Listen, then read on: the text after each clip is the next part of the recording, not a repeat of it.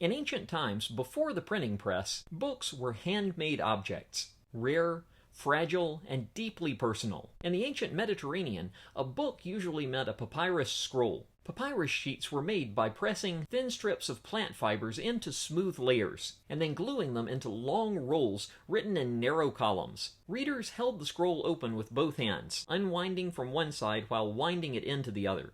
Each scroll held one work, so an author's collected writings could fill an entire library wall. Ink was carbon black mixed with gum, and scribes wrote with reed pens on the smooth side of the papyrus. There were no paragraphs or spaces between the words, just continuous script flowing across the surface. Kinda like how some politicians use social media today.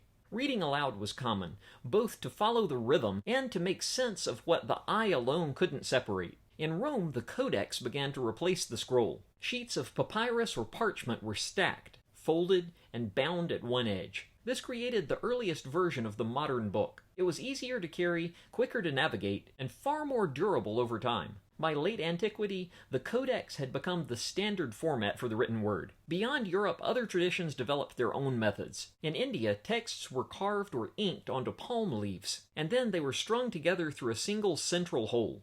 In China, bamboo slips gave way to silk, and later to paper, after its invention in the 2nd century CE. In Mesoamerica, bark paper was folded accordion style into screenfold books, painted with words and images that told history, myth, and ritual. Across every culture, writing has always carried more than just information. It's been a way to preserve memory, belief, and voice. And each book is an act of devotion. It's a conversation between the maker, the text, and the reader, all of whom brought it to life.